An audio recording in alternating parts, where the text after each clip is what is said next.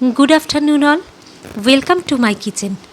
आज के आमी तोमादेर जोन्नो निये एसेछि सजने डाटा लाउ दिए मटर डाल, जेटा गरमेर जोन्नो एकदम आदर्श, सेई साथे पुष्टिकरो। ताहले चलो देरी ना करे शुरू करे दिई आजकेर रान्नाटा।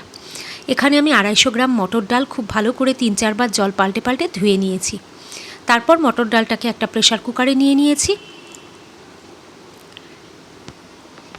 सेई साथे निये नियेछि डुमो करे काटा लाउएर टुकरो, আর নিয়েছি একটা গোটা কাঁচা লঙ্কা, সেই সাথে স্বাদ মতো নুন। আমি 3 চামচ নুন অ্যাড করেছি, তোমরা তোমাদের স্বাদ অনুযায়ী দেবে।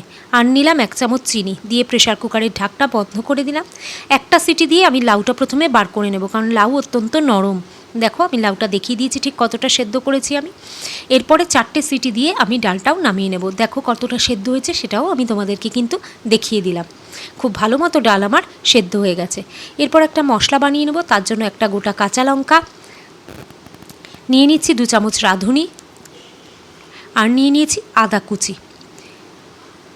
সামান্য পরিমাণে জল দিয়ে আমি এই মশলাটার একটা স্মুথ পেস্ট বানিয়ে নেব। দেখো পেস্টটাও আমি তোমাদেরকে দেখিয়ে দিলাম ঠিক কীরকম পেস্ট হয়েছে।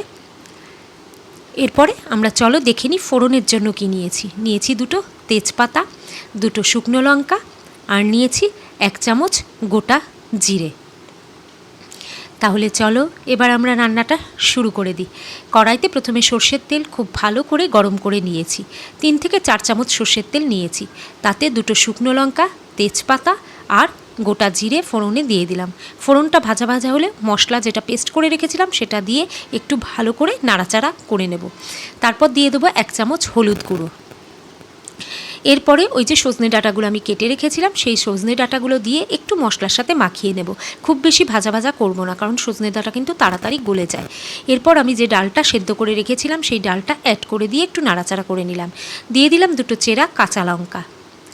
ডালটা যখন ফুটে উঠবে একটু ঘন হয়ে যাবে তখন আমি লাউয়ের টুকরোগুলো, সেদ্ধ করা লাউয়ের টুকরোগুলো দিয়ে দিচ্ছি। দেখো ডালটা আমার অনেকটাই টেনে গেছে। ওপর থেকে ধনেপাতা কুচি ছড়িয়ে দিলাম।